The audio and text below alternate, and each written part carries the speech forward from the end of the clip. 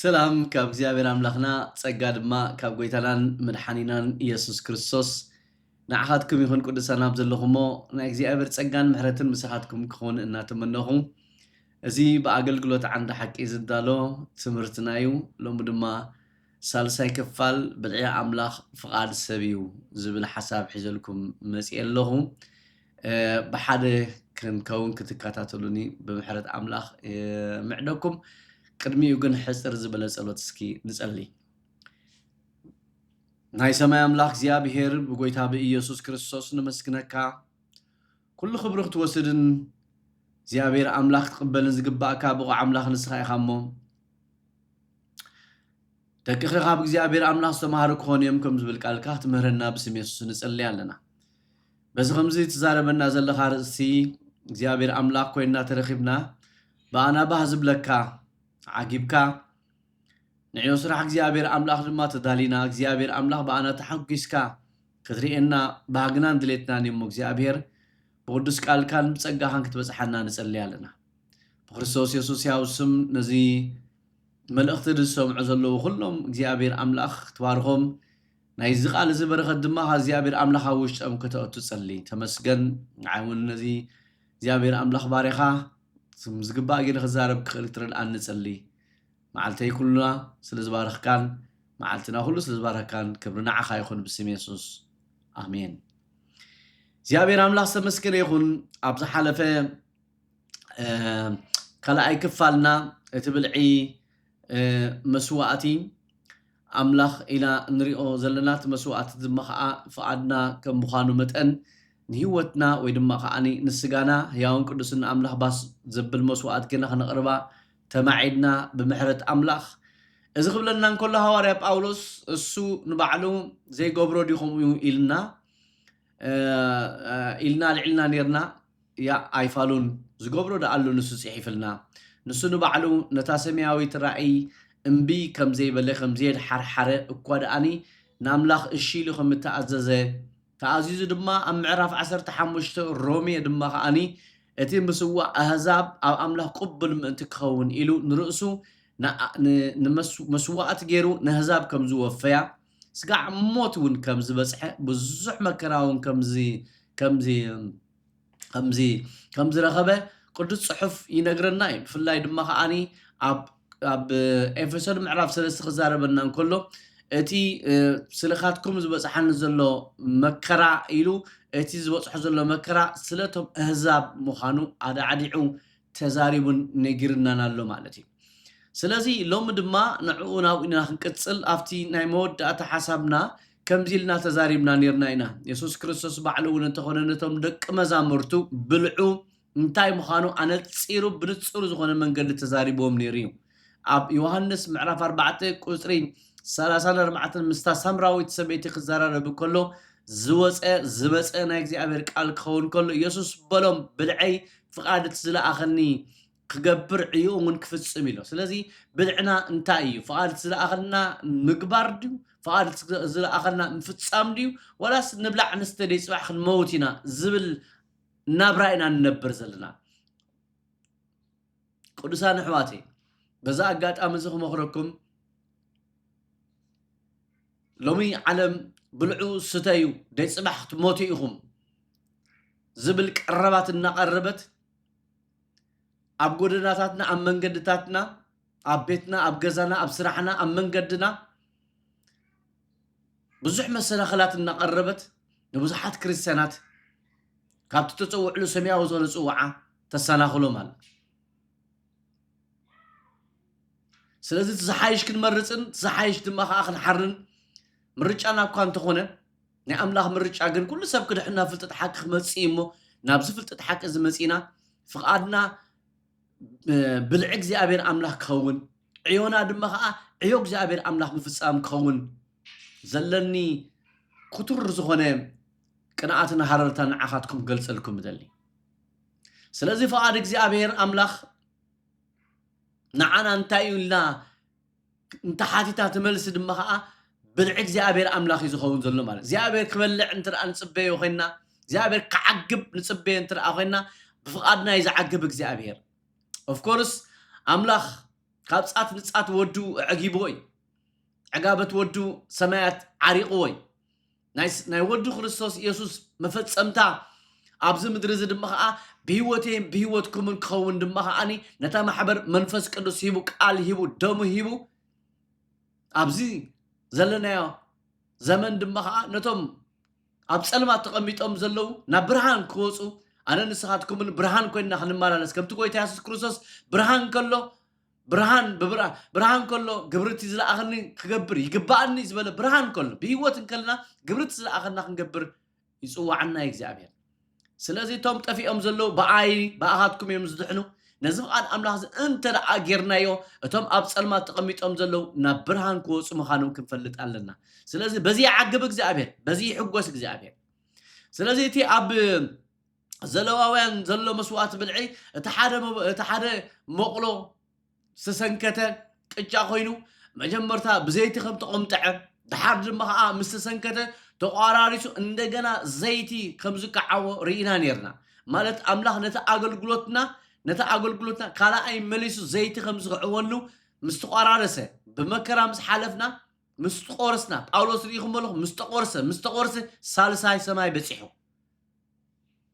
دعير سالساي سماي مبصحو دما خاني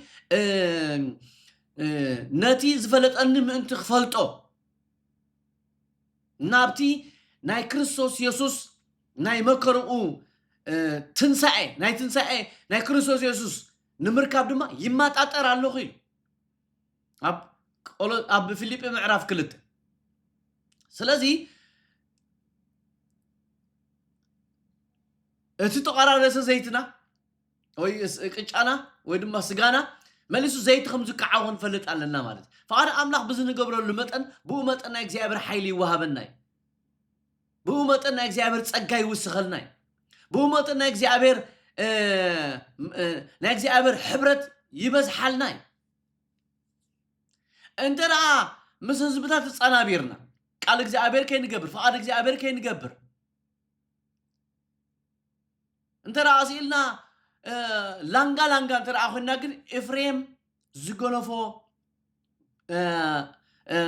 منغدي زغونفنا نفريم ابو هوسي معرف شوعته قطر 9 قطر 8 9 اغزابير كمزيلو افريم يلو افريم مالت 10 نجد سمين 10 نجد ناي سميناو منغستي كل غزي اغزابير زبدل منغستي كاب املاح زي كونو كهنات زصوع منغستي مسافونتو ناي እግዚአብሔር ዘይኮነ መንግስቲ ብርሱ ንጉስ ዝገብር መንግስቲ ከምዚሎ እፍሬም ምስ ህዝብታት ጻናበረ ኢሉ ወይ ድማ ምስ ህዝብታት ይጻናበር አሎ ኢሉ ሓሳብ እግዚአብሔር ይጻናብሮ አሎ ሕውስውስ ይብሎ አሎ እፍሬም ዘይተገምጠለ ቅጫዩ ኃይሉ አጋይ ሽበልዕዎ ንሱውን አይፈልጦን ሽበተ ነዝሖ ንሱውን አይፈልጦን ኢሉ كيف تفلتك فقد املاح انت زي تكبر ترى هونكا مسوا تسغاهن نغزابر ياو قدس المسوات غيركا فقد اغزابر املاح تكبر ابت مسوات انت زي مصيخايو كي تفلتك شبت كنزحكايو كي تفلتك دما خاني شتت تلقات خيت خليا حيلغا اغاي شبلعو تبلع خمز اللي خاي تفلتنيخ تزمت كم زل خاي تفلتنيخ تورر كم زل خاي تفلتنيخ تبزبز كم زلخا ايفلطكن صلاي كبزبزكن صلاي كسرقكن كطفافا الكن كحسن كسرقن يزمص موداتو قتل يزمص سلازي زتقورسسب اغلغلوتو زاتو ناملاح زحقس زتقورسسب كم حنتي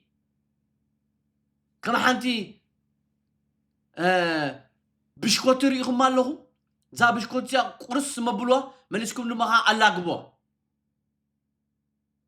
منسكم على قبوا مو سلازي تقرص زي تمثلنا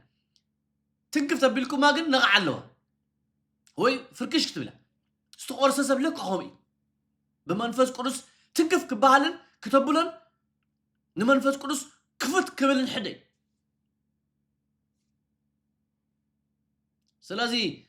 استقرص تسبر بشكوتون تسبر تقرصه ቅጫኹም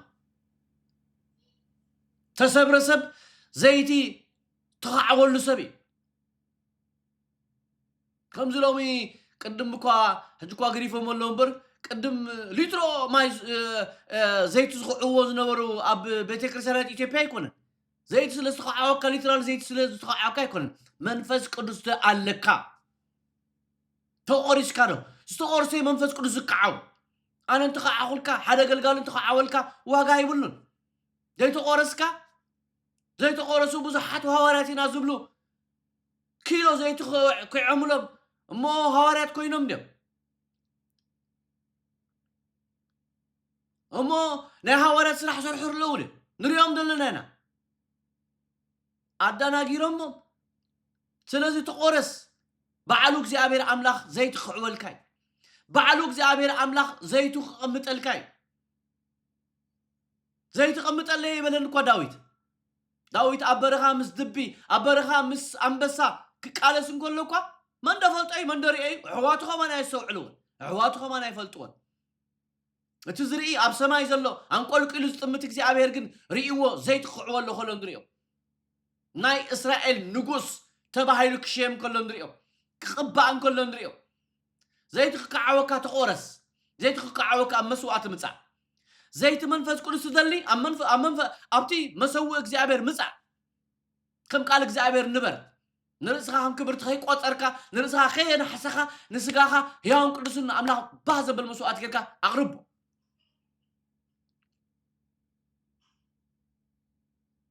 ናይ ኣምላኽ ሰባት ኢና ዝብሉ ሊትሮ ዘይት ተኸዓውልካ ክቡዝቡዝኻ ደልዮም ዳ እምበር ፈትዮምኻ ኣይኮነ ኣበይ ፈልጡኻ ስለዚ መስዋዕት ብልዒ ኣብ እቶን ኣብ ተሰንከተ ምስ ተቆርሰ ድማ ኣብ ድኹም ሓርጭ ብዘይቲ እተቆምጥዐ ዘይበኽዐ ቅጫታት ዘይቲ ዝሰለኸ ዘይበኽዐ ረቂቕ ቅጫታት ይኹን ኢልክ ረቂቕ ዝተቆርሰ ዘይት ከዓ ዝተኸዓወ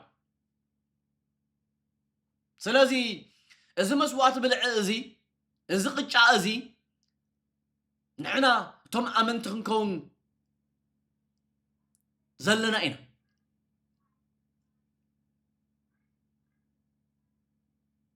እቲ እቶን ድማ ከዓኒ ከም ትበልኩም ብቐዳማይ እቲ ቅዱስ መንፈስ እዩ ዝኸውን ዘሎ ኣብ ኢሳያስ 48:10 ሓደ ግዜ ደቂ እስራኤል ከምዚ ኢልዎም እንሆ ኣምላኽካ ግናኸ እንሆ ኣምኮኽኩኻ ኢልዎም ግናኸ ከም ብሩር ኣይኮነን ኣብ እቶን ፀበባ ተዓዘብኩኻ ይርኤካ እግዚአብሔር ስቂል ርኤካ ዘይት ክዕወልካ እንድሕር ደሊ እግዚአብሔር ኣብ እቶን ክትኣቱ ክእለ ኣብ እቶን ፀበባ እቲ እቶን ዝበልኩም ሲ ከምዚ መከራ ጳውሎስ ርኢኹም ኣለኹም ንጳውሎስ ዝረኸቦ ከም ሰብ መጠን ማለት እዩ ንጳውሎስ ዝረኸቦ ማንም ሰብ ኣይረኸቦ ንጳውሎስ ኣብ ጳውሎስ ዝነበረ ቅብኣትን ኣብ ጳውሎስ ዝነበረ ዘይትን ኣብ ጳውሎስ ዝነበረ መንፈስን ከዓኒ ኣብ ጳውሎስ እንተዘይኮነ ኣብ ካልእ ኣይተረኣየን ሳልሳይ ሰማይ ዝበፅሐ ሰብ ክዛረበሉን ብዛዕባኡ ክመክርን ዘይተፈቕደሉ ብዙሕ ምስጢር እግዚአብሔር ኣምላኽ ኣብ ላዕሊ ርኢ እግዚአብሔር ኣምላኽ ተመስገን ይኹን እቲ ድኹም ሓርጭ ናይ ስጋና ምሳሌ እዩ ሓመድ ኢና ካብ ሓመድ ዝመፃና ኢና ካብ ድኹም ሓመድ ኢና መፂና አብርሃም ድማ ከምዚ ኢሉ ኣነ ሓመድን ሓኾ ምሽን ኢሉ ሓመድን ሓኾ ምሽን ኢና ንሕና ኢና ማለት እዩ ቀፂሉ መሊሱ ድማ እንታይ ኢሉ አብርሃም ኣነ መሬትን ሓኾ ምሽን ክነሰይ ምስ ጎይታይ ክዛረብ ደፈርኩ ኢሉ ስለዚ ኣሕዋተይ እቲ ቀጫጭ ረቂቕ ዝኾነሉ ኣለዎ ድኹም ድማ ክኸውን ኣለዎ ዘይበኽዐ ኣብ መቕሎ ዝተሰንከተ ድማ ክኸውን ኣሎ እቲ ተዋሃብናዮ ፀጋ መከራውን ክንፀግበሉ እዩ ክንድሕነሉ ጥራይ ኣይኮነን የሱስ ጎይታ ኢልና ክንምድረሉ እሞ የሱስ ጎይታ ኢልና ክንዛረበሉ እሞ ፈቃድ ኣምላኽ ክንገብረሉ እሞ أسنانهم حارقيمهم نزت سونا دماغ أني بس أجا أملاخ مكره نقبل لي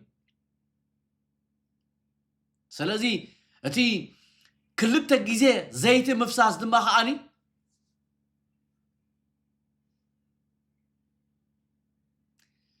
حنسا مسخ عولك زي قارص كل جيزة زيت جزء عبر أملاخ يكعولك كل جيزة بمنفس جزء عبر تنبر توم بمنفس أملاخ زمالا لسو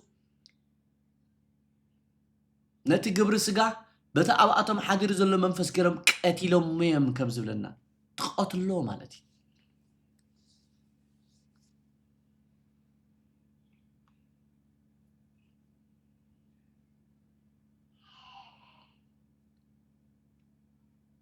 جابر أملاخ سمسكن يخو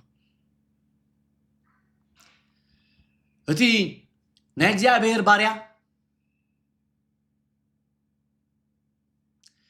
أتناك جابر باريا جدون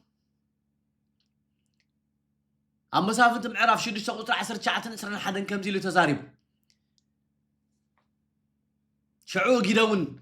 أعطيو حدا ما حسن حدا إف حرج إن كيش أسن كيتوم عدالوه نتسقى أب سفئي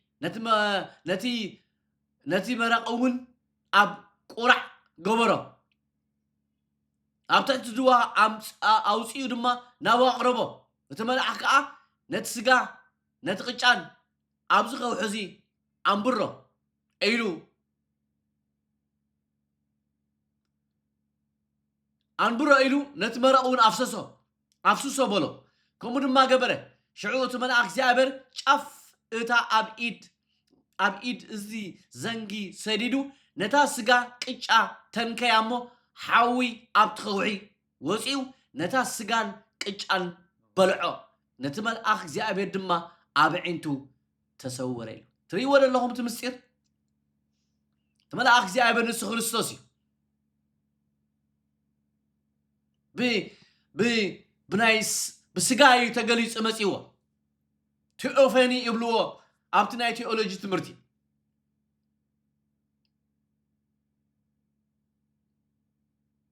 نابت مسوو مسمص خايو نتسقا نتقچا እግዚአብሔር በመንፈስ ገሪ ዝሕረው እግዚአብሔር መንፈስ ገሪ ዘምክኾ እግዚአብሔር መንፈስ ገሪ ዝልውጠካ ካለ ሰብ ትኸውን ትልወጥ ትግልበጥ أقطع بسمين زنبرة ناب دبو يخون بمبرع زنبرنا معراب يخون سلستا سلات كم سايا إلسا نتا سبيتي نتا مبلت سبيتي انتايلوا حين تحرز اللواني ناتو أب قدما ينقس معرف 10 شوعات نتا أب سراب إيتا زنبرس مبلت سبيتي سلازي حارجكي مالت نسقاخي انت رأى يمكن نسي تحرج نيشي حارجكي زي حارج قرب دما أمرس أم مقر سميتو دما حيلة زيتين ترايز اللواني لوا نعاي سنكيتكم صلي لوا انت عايز بلاد الله مسلكم إذن حيلة حارجكي نعين ترى يمكن زين إذا حارج زخونة سجاها إذا حارج زخونة فقارك صباح نقول حلف نزموت فقارك أنت رأى يمكنني أنت رأى فقيرك يمكنني برغتك خبيتك فتشي ما يقارطني له سجاها نهي نعملخ يوم قدسن نعملخ بعض بالمسوات غيرك أنت رأى أقرب كايو برغتك أبيتك برغتك أبيوتك برغتك أب كل من قدها هاي قارط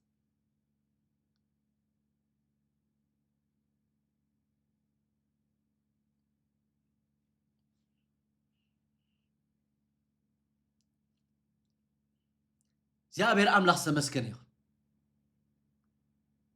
إساق ريخم اللهم نخلتي أمدوكم مش نياقوم إني إساون مسواتم تسليلو انتاي كمرنا أمدالي قدم كبلع قنيلو قدم كبلع مور مرقات دلي مور ناك زابير تسقات دلي مور منفس زابير كمتسقات دلي مور نك زابير أقلك تحلف دلي مور نيكزي أبر فقال أقل كان نبوز حد نمرات كونكا تدلي نسقاها يوم قدسن نكزي أبر باز بالمسوات كيرك أقرب فأركان دا قبركا يسوس قويتا يزبلكا عدي كتدحن تخول اللي ما قد يبلك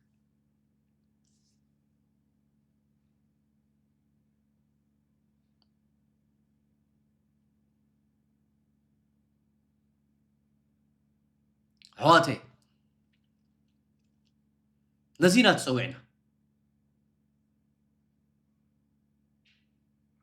كندحن نافلت حق البزح فار كريستوس من تنمل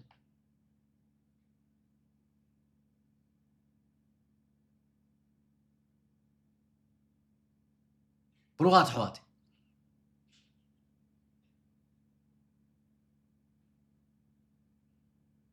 بقت زي كونه بلب نمبر نبقى بእግዚአብሔር أملاخ نمارس أنا جبريل أبقى ما أملاخ زقلقلي لوا نتا مريم جبريل إلسا دما إلياس دما أنا أبقى بእግዚአብሔር أملاخ زقوم أبقى ما أملاخ نمارس أولوس نتوم أبقى ما أملاخ زي ما لالس نور كارنار زخلو ناي قرنطس كريستيانات كم ديلو تزاريبو اتوم بولوس امبر اتوم ببولوس امبر اتوم بقص امبر يغرتا نتوم بقص امبر بلب زي يكون زمكحو ملاش اتملس لومسي من انت كهلوكم بانا اختمكحو مخنيات نبكم علينا يلو كم بحدش رأسنا نبعوكم كنمعوكم ايكونان بانا تمكحو نحنا أبكر مجزء أملاخ نمالسنا أبكر ما أملاخ أبحلنا كل سبن نحق نقول سألو سباتنا نخالق زي أملاخ حسوا كي جبرنا يوم محرد كم زوردنا زي أقول قلت صحابته لونا نحنا دايلو أين حللني نايلو أبكر ما أملاخ أبحلنا كل سبن بعنا تمكحلو أبحلنا كل سبن نمالس تموتيفو تعريو باي تمكحلنا كمو خدي بلي بصحنا كمو إلنا خنبصح እግዚአብሔር ይዝደልና በጳውሎስ ግን ምካ አይኮንኩ በአኺ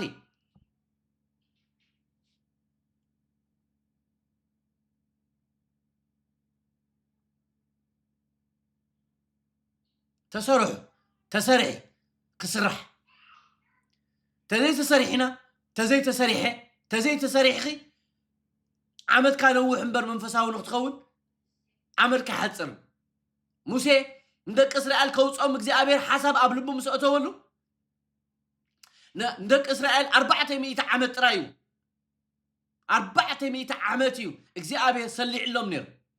ብናይ ሙሴ ሕምቀት ግን 430 ዓመት ገይሩ ከመይ ገይሩ ሙሴ ሓሚቁን ተራእልኩምኒ ሙሴ እግዚአብሔር አብልቡ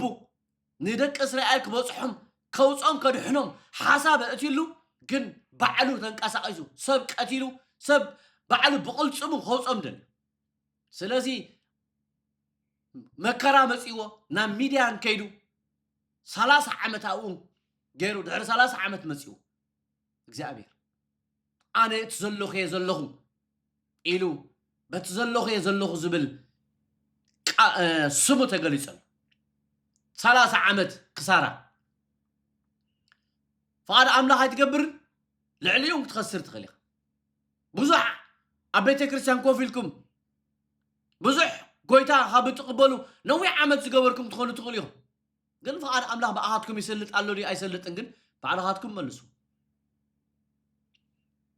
أملاك قل بأهم بأخي بأي كسرحن كعين اللي يجزي عبران حيننا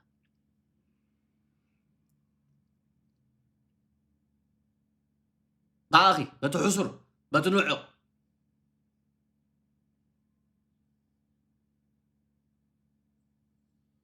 بتي نوعو سلازي سغاز لبس كله اب قرم እግዚአብሔር አምላክ ምን ተይምካህ አምላክ ነታ አነ ገለየ ዝብል ኮንቱ ምን ተገብር ነቶም ስጎኦም ቀቲሎም بحسران بنعقت نحسرت زحاري سبات نعاتهم ጸጋ ይቦማል ኣብ ቆሮንጦስ ዝነበሩ ኣገልገልቲ ባራዩ ኣብ ቸርቺ ኣገልገልቲ እዮም ኣብ ማሕበራዊ ህይወቶም ከዓ ነቶም ዘገልግልዎም ናይቲ ቤተክርስትያን ኣባላት ናታቶም ባራዩ ኣብ ቤተክርስትያን ከዓ ኣገልገልቲ ናይ ክርስቶስ ኣብ ደገ ባራዩ ናይ ሰብ ኣብ ቤተክርስትያን ከዓ ባራዩ ናይ እግዚአብሔር ነይሮም ባርያ ክርስቶስ ነይሮም ስለዚ ገለን ዝኾነ ሰብ ኣይሓርን እግዚአብሔር ገለ ዝኾንካ ኣይምሰልካ ገለ ዝኾንካ ኣይምሰልካ ተቆረስ ርስኻ ወፊ ብመንፈስ ቅዱስ ክትመላለስ ትጻዕር ስጋኻ ህያውን ቅዱስን ኣምላኽ ንፍቃድካ ህያውን ቅዱስን ኣምላኽ ባዘብል መስዋዕት ጌርካ ኣብ ቅድሚ ኣምላኽ ኣምጻዮ ሽዑ እግዚአብሔር ክጽዋዓካ እዚ ኩሉ ዓመታት ሓሊፉ መን ኢኹም ትብልዎ ዳዊት ተቐቢኡ ግን ንሳኦል መዝሙር ሃልመሉ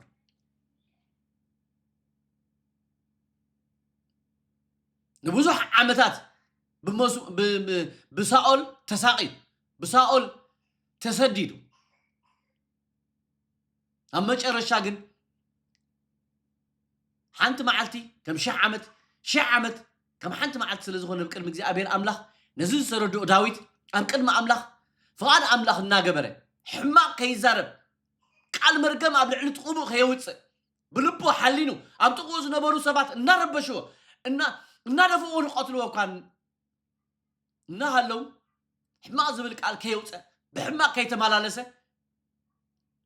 ነቲ እከይ ብሰናይ ሲዒሩ ናብ ንግስነት መፅኡ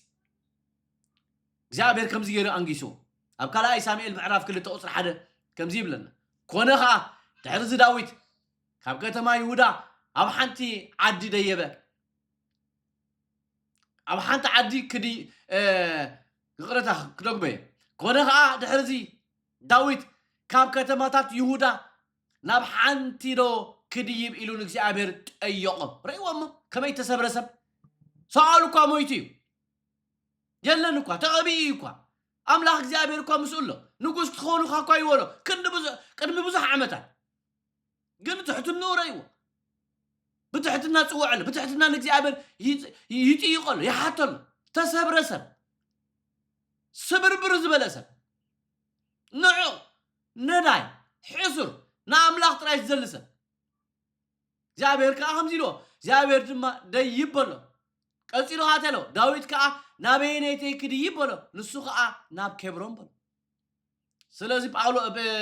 መን ኢኹም ትብሎ ዳዊት ኣብ ኬብሮን ከይዱ ሰብ ይሁዳ ተቐቢሎም ድማ ከዓ ንጉሶም ገይሮም እግዚአብሔር ኣምላኽ ዝተመስገነ ይኹን ከምዚ ዝበለ ልቢ ሃብካ ከምዚ ዝበለ ልቢ ሃብኪ ከምዚ ዝበለ ልቢ ሃበኒ እግዚአብሔር ስቡር ተቐጥቀጠ ልቢ ብሩኻት ኣሕዋት ኣብዚ ሰለስተ ክፋል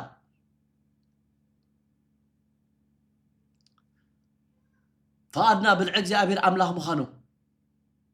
እዚ ተረዳእኩም ሰባት ናብ ውሳኔ ኸይድኩም ስጋኹም ንኣምላኽ ህያውን ቅዱስን እግዚአብሔር ባህ ዘብል መስዋዕት ጌርኩም ከተቕርቡ እግዚአብሔር ይምዕደኩም ይዛረበኩም ኣሎ ደጊምኩም ደጋጊምኩም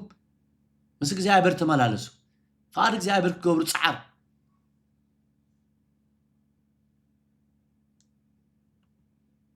ፈቃድ እግዚአብሔር ክትገብሩ ጻዕር ኣምላኽ ድማ ከዓኒ ደድሕሪቶም ፈቃድ እግዚአብሔር ዝገብሩን ዝፅዕሩን ሰባት ስለዚ ንርእስኹም ከየናሕሰኹም ከም ክብርቲ ከይረኣኹም ኣምላኽ ነቶም ርእሶም ዘዋርዱ ጸጋ ሂቦም ምዃኑ ፈሊጥኩም ኣብቲ መሰውኡ ኸይድኩም ንፈቃድኩም ኣረክቦ እግዚአብሔር ድማ ከዓ ክትጸርዎ ዘይትኽእሉ ክትሰከምዎ ዘይትኽእሉ ጸጋ ከምዝሓልኩም እግዚአብሔር ይባረኩምን ይሓልኹምን ብኻልእ ኣጋጣሚ ካልእ ግዜ እስካዕ ዝንረኸብ ኣብ ዘለኹሞ ናይ እግዚአብሔር ጸጋን ምሕረትን ኣብ መንፈስኩም ይኹን ሰላም ቅን